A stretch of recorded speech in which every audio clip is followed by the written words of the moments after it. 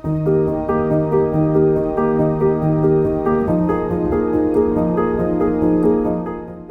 sejahtera, saya Profesor Lim Chun Li daripada Jabatan Kejuruteraan Bioperubatan Nasional Yang Ming Chiao Tung University. Saya berasa bangga kerana diberi peluang ini untuk menerangkan proses pengembangan produk implan perubatan kepada anda sekali lagi. Saya masih ingat bahawa kita pernah membincangkan proses pengembangan plat tulang tempurung lutut yang dijalankan merujuk spesifikasi yang tentu.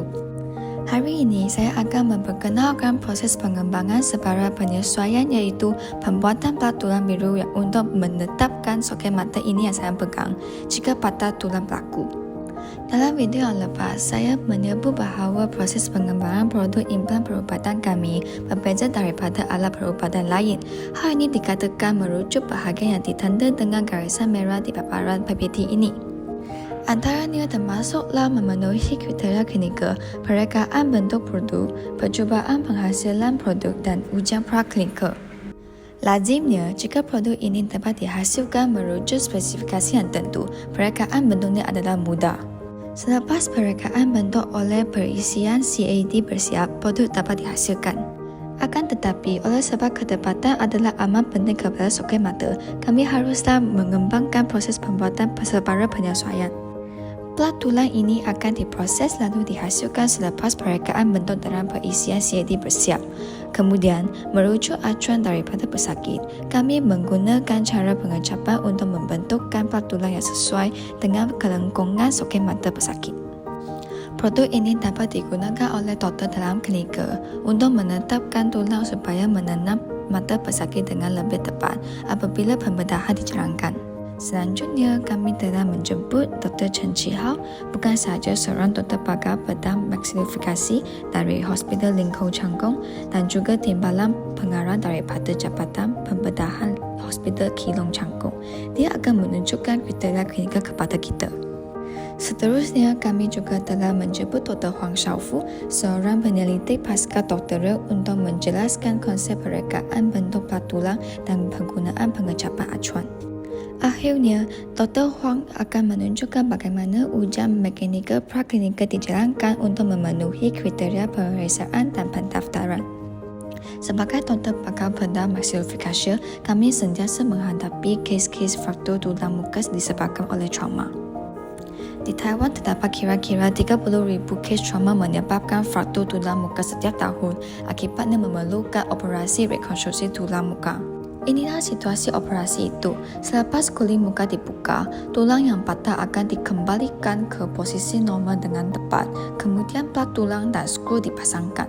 Posisi tulang itu akan disahkan lagi dengan imej yang diambil dalam operasi sebelum luka itu ditutup. Jika operasi rekonstruksi tulang muka ini dijalankan dalam kes fraktur biasa, prosesnya adalah lancar tanpa apa-apa masalah. Keputusannya juga lazimnya memuaskan. Namun, ketika kami menghadapi kes fraktur tulang muka yang lebih kompleks, saya percaya semua doktor bersetuju bahawa operasi ini akan menghabiskan lebih masa, malahan mungkin menjalankan 2 atau 3 pembedahan rekonstruksi supaya mencapai keputusan yang baik. Kini antara cabaran kepada doktor-doktor ialah mereka tidak mempunyai titik rujukan bagi kes fraktur yang kompleks. Selain itu, plat tulang yang digunakan untuk patah tulang hanya mempunyai 2 dimensi. Kita semua mengetahui bahawa tulang muka ialah struktur 3 dimensi. Oleh itu, jika kami menggunakan plat tulang rata dalam operasi rekonstruksi tulang yang mempunyai 3 dimensi, lebih masa akan dihabiskan untuk membengkokkan plat tulang. Malahan tiada titik rujukan yang tetap. Jadi, keputusan pembedahan lazimnya tidak memuaskan. Untuk mencapai maklumat yang menjalankan operasi rekonstruksi maksilofikasi dengan tepat dalam klinikal, persediaan plat tulang sebelum pembedahan perlu dirancang dan direka bentuk dan juga merujuk keperluan pesakit-pesakit. Dengan rujukan imej intraoperatif bersama-sama, maklumat operasi rekonstruksi maksilofikasi yang tepat dapat dicapai. Sekian, terima kasih. Pertama sekali, izinkan saya perkenalkan teknologi pembuatan plat lenturan plat tulang itu. Sebenarnya, teknologi yang kami digunakan ialah teknik pengecapan, iaitu teknik yang umum dalam perindustrian. Teknik pengecapan menggunakan acuan untuk menghasilkan produk geometri kompleks dengan laju dan tekanan yang kuat. Proses pralenturan plat tulang kami juga dilakukan dengan cara ini. Kami akan mereka bentuk dan menghasilkan kumpulan acuan atas dan bawah dengan merujuk ke lenturan soket mata pesakit. Kemudian, acuan digunakan untuk mengecapkan plat tulang soket mata supaya dibengkokkan ke dalam rupa bentuk yang sesuai untuk soket mata pesakit selepas perubahan wujud. Seterusnya, saya ingin memperkenalkan bagaimana kami mengembangkan plat tulang itu dan juga proses menggunakan teknologi pralenturan. Pertama sekali, kami berharap agar mengembangkan plat tulang yang sesuai dengan saiz dan geometri soket mata waka-waka Taiwan. Oleh itu, kami telah mengumpul imej CT daripada melebihi 200 pesakit lalu menjalankan pembinaan semula model 3D untuk memahami geometri soket mata. Setelah saiz soket mata diukur pada model 3D, kami akan mengira bahagian yang pecah, akhirnya menentukan saiz dan rupa bentuk plat tulang. Kemudian, perisian Q yang merupakan rakam bentuk bantuan komputer akan digunakan untuk membina model 3D plat tulang soket mata. Merujuki bahagian soket mata yang pecah dan kelongkuran plat tulang yang dikehendaki, lubang dapat direka bentuk di plat tulang. Selepas reka bentuk disahkan, kami akan menghantar model 3D dan lukisan kejuruteraan plat tulang kepada penggila yang mempunyai lesen pembuatan plat tulang GMP untuk menjalankan pemprosesan dan pembuatan. Sila lihat plat tulang biru yang terdapat di sudut kiri, iaitu produk akhirnya. Setelah plat tulang diproses, ujian fungsi praklinikal yang tentu perlu dijalani sebelum permohonan kepada Kementerian Kesihatan dan Kebajikan untuk pemeriksaan dan pendaftaran dapat dibuat. Oleh itu, kami menjalankan ujian mekanik lenturan 4 titik pada plat tulang itu secara mengikuti peraturan ujian praklinikal iaitu ASTM F382. Kemudian, plat tulang kami perlu dibandingkan dengan produk komersial.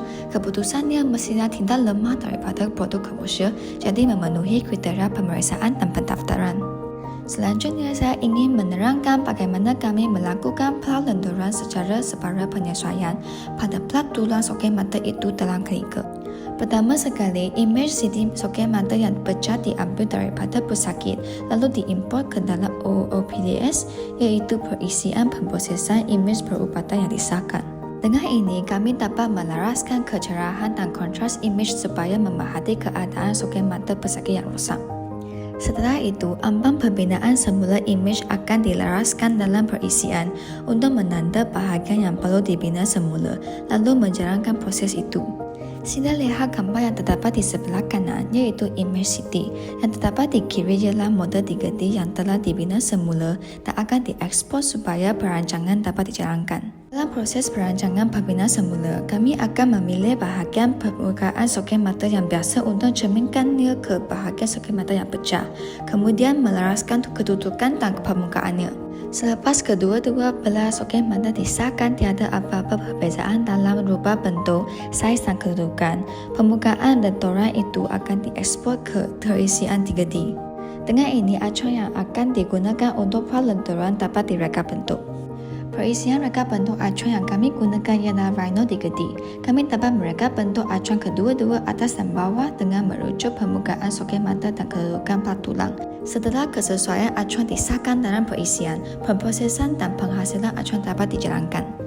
Oleh sebab acuan-acuan daripada setiap pesakit adalah berbeza, selepas memandangkan kos pembuatan dan desakan pembedahan, kami menggunakan teknologi percetakan 3D untuk menghasilkan acuan. Akhir sekali, izinkan saya menjelaskan proses pengecapan untuk melakukan pralenturan plat tulang. Saya akan menunjukkan bagaimana proses pengecapan dijalankan pada acuan plat tulang soket mata untuk mengecapnya ke dalam rupa bentuk yang sesuai. Plat tulang telah terdiri pada acuan yang kami reka bentuk. Platform pengecapan juga telah dikembangkan.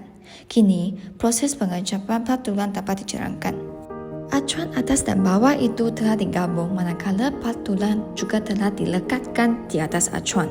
Seterusnya, acuan itu perlu diletakkan ke atas plat tulang untuk melakukan perubahan wujud.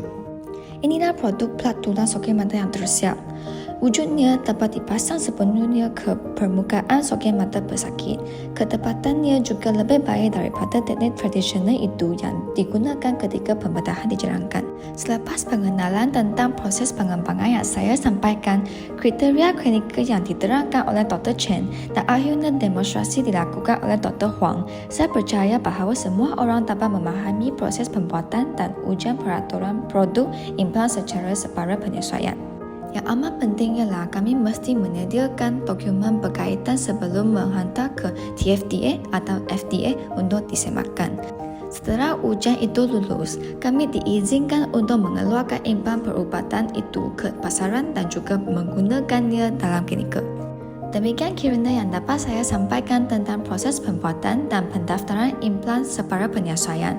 Saya berharap agar mempunyai peluang untuk menyampaikan pengenalan yang lebih terperinci pada masa akan datang. Sekian, terima kasih.